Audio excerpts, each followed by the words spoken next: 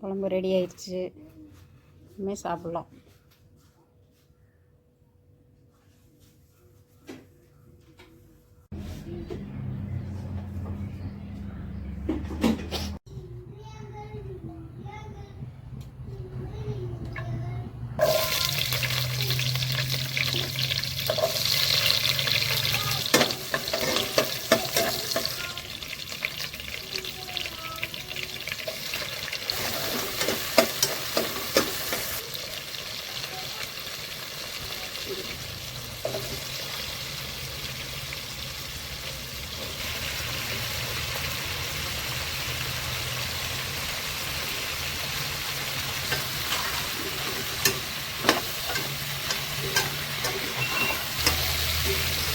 காயெல்லாம் நல்லா வதங்கிடுச்சு.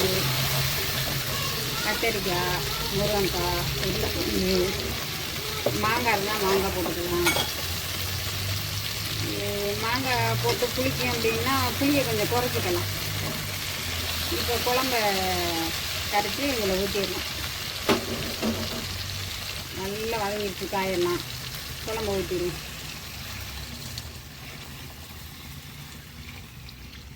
புளி, மிளகாத்தூள், மல்லித்தூள், சோம்பு சீரகத்தூள், அதுக்கு தேவையான உப்பு, காயில் கொஞ்சோண்டு உப்பு போட்டு வதங்கிறதுக்காக காயில் உப்பு போட்டிருக்கு.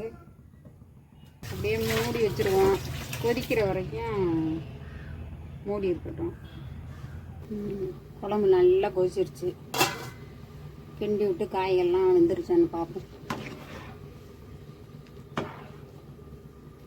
காயெல்லாம் வெந்துருச்சு, பார்த்தாவே தெரியுது. இறாலும் போட்டு இந்த குழம்பு கொதிக்கிறதுக்கும் காய் ஃபுல்லாக நல்லா வேகும், கரெக்டாக இருக்கும். குழம்பு கொதிச்சிருச்சு. இப்போ இறாலை போடலாம். எல்லோரும் இறாலை காய்கறி வதக்கும் போதே போட்டு வதக்குவாங்க. அதில் அவ்வளோ ஃப்ளேவர் நமக்கு கிடைக்காது.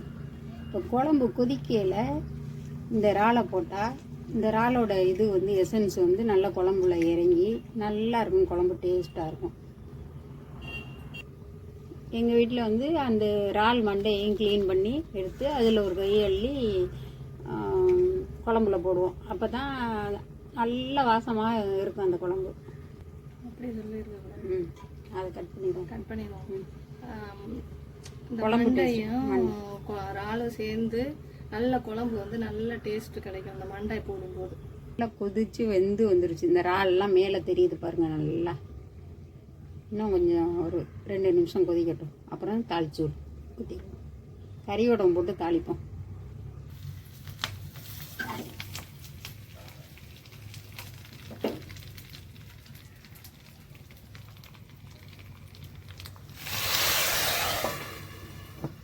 தாளிச்சாச்சு.